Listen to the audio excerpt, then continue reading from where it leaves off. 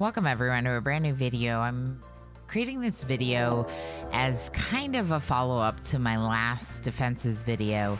In this case, we're going to be defending our colony against a siege. And I did the same thing where I reloaded this same siege numerous times to take it on in various different methods. As you can see, there is a heavy SMG, machine pistol bolt action, basically a bunch of guns. Nothing too crazy. When the siege comes down in a standard way, it comes down with 2 mortars, 12 shells, obviously some meals. I'm going to show you how to use mortars. This is my preferred method for defending against sieges, but I'm also going to show you some other methods and what I would recommend not doing against a siege. Now, first things first, a little bit of cheese. This method is completely cheese. Basically, what happens is we put blueprints down. Now they can't make their blueprints for the mortars. They can't make any blueprints. When we remove our blueprints, all that they're left with was the packaged survival meals. So they immediately assault the colony.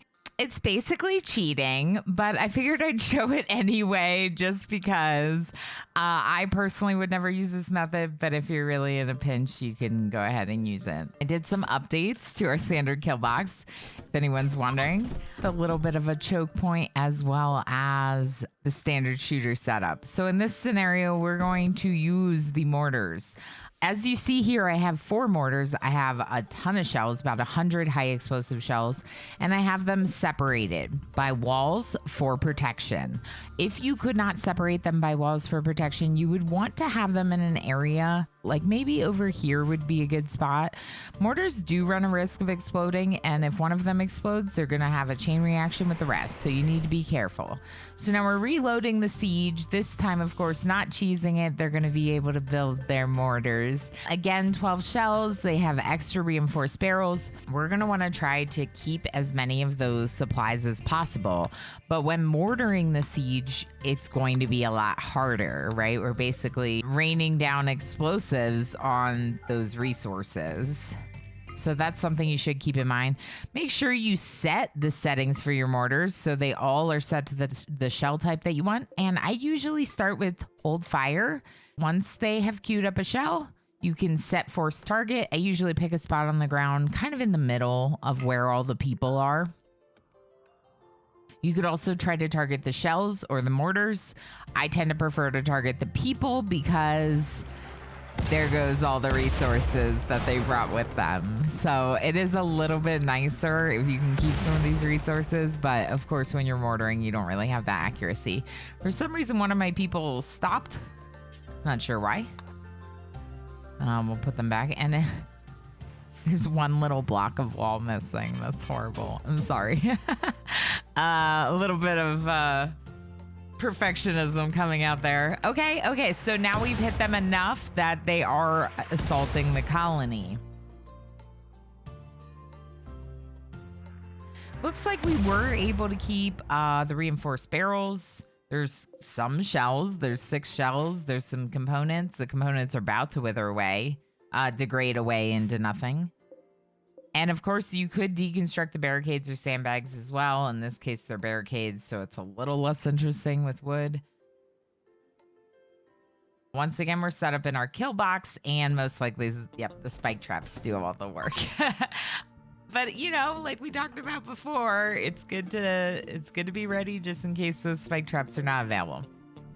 Now, here's another option. You could take your long-range shooters. So I have 3 here, bolt action, an assault rifle, and a sniper rifle. Obviously, the sniper rifle with the longest range. I bring out those 3. I also decided to bring out my Psycaster just in case. In this colony, I do have a Royal Psycaster named Draw, so we might as well bring them out for protection. But as you can see, I've very strategically placed these colonists. Chunks and some of the ancient structures offer 50% cover, which is almost as good as sandbags. In this case, the mechanoid shell is only 25%, so please stand behind the car frame, which is 50. 50 is really good cover. You also get 50% cover from any stone chunks laying around the map, so those can be easy, quick cover to find. Of course, these sandbags and barricades are 55%, just a little bit better when you have the means to build them. Go ahead and build them. In this case, I have people standing at the choke point instead of in the kill box. Just trying something a little bit different. And once again, they are assaulting the colony. We did enough damage to them with our shooters here that they're assaulting the colony. Now notice they are getting some mortar shells off. There's at least one. One is about to hit right now. Okay. It actually looks like it targeted our people instead of like the center of the colony. And because of that, it hit the wall and the solar panels. Okay, not that big of a deal. Let's bring our shooters into that choke point. Now they might be able to get some shots off. Looks like maybe another shell might be going off. But we did do some damage to them. Some of them are slowed down and one of them is dead. That should help. A couple of them bleeding out. That one's just already beat up. Okay. So they're assaulting. We've got a little bit of a head start. That's one of the main reasons why you're going to want those long range guns. So you can maintain your head start, and while you're both running, you're not getting shot at, hopefully. Right now, they're also running, so they're not able to shoot because, of course, this is minimally modded, quality of life mods only.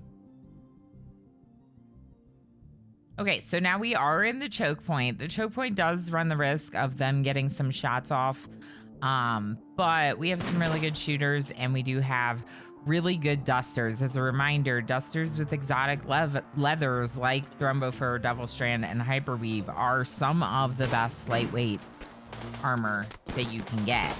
Obviously, I would probably prefer recon armor, but in terms of resources, I usually don't end up doing it.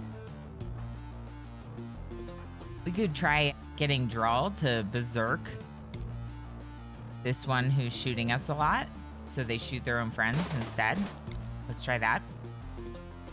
Drawl, step back. Perfect. So they are getting some shots off. You can see here, if we were using one of the other kill boxes, this probably wouldn't be happening. The choke point is useful in a pinch, but of course it's not the best because of the fact that they can stand out there behind, say, those chunks and take shots.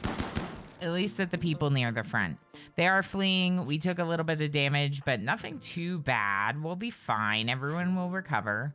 And of course, there's a chance for some prisoners. If you were actually playing this run, this is kind of a test faction for me.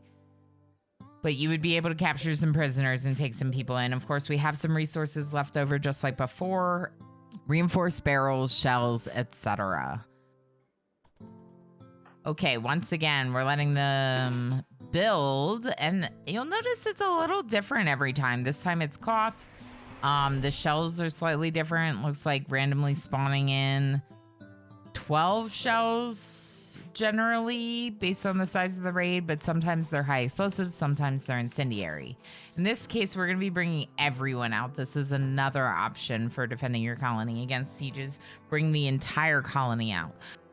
I'm going to call this a strategic placement of the colony, whereas in the next example, I will do one without strategic placement.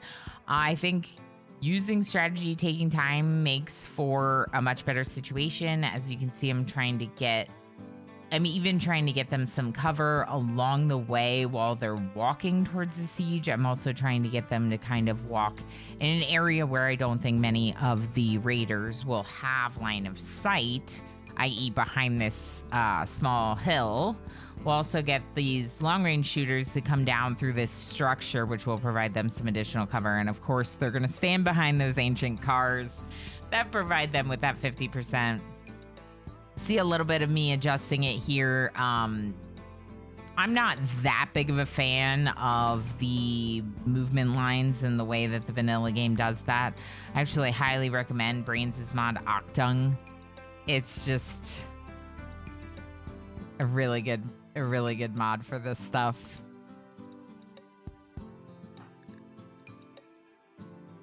especially for getting them to go the shortest distance from where they're starting to where you're designating them to go. That's one of the main reasons that I like it, but also the prioritizing work. Okay, we're gonna bring our shotgun shooters over here with some of the melee people. The long-range shooters are down near the bottom. We're gonna bring Drawl around a little corner and see if we can get another berserk in.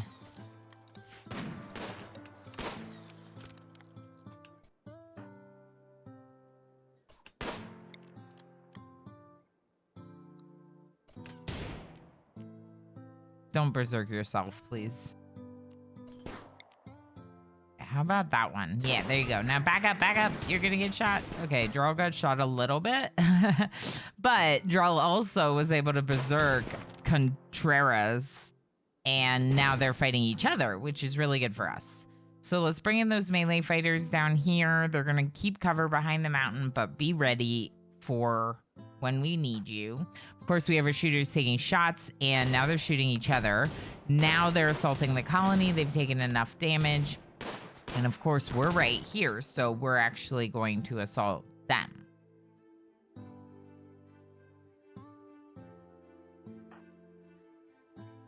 Trying to think strategy. Let's bring one melee person down with our long-range shooters just so they're not by themselves. Let's bring our chain shotguns back a little bit so they can get some shooting. And our melee fighters, I think we're just going to send you after someone kind of near you, but with a gun maybe. How about this person who's in the back? Shooters are less likely to target them, maybe. Okay, there we go. So the melee fighters really didn't do that much. And in this colony, we do have a pretty heavy melee fight. We did get a heavy SMG, a mortar, a bunch of other stuff. So that was great. Now we're going to go one more go of it. And this time I'm going to show you what happens when you don't make sure that your colony is grouped up together and you send them all out at once without stopping along the way, and all to one section right up against the siege. Okay, so people are coming out at different times, which is obviously really bad. We have two long-range shooters coming out in the front of the group, so they have no melee protection. Although in this case, they're just kind of like standing there, right? So they're just getting shot at. Ilano Rama Pawn is already down. They're, in this example, I didn't take very much thought to cover or protection or what are the range of our weapons compared to the range of their weapons. In the last example, I was using our range of our weapons to hold us further back. So maybe some of their shooters with a shorter range were not able to shoot at our long-range shooters. And we're getting the melee folks to come in and do some attacking. That's great. See, one of our colonists is still just arriving. H. Gammon must have been on the far side of the colony. And of course, we're using some side casts here again. We're going to be fine. Like, there it is. They're fleeing.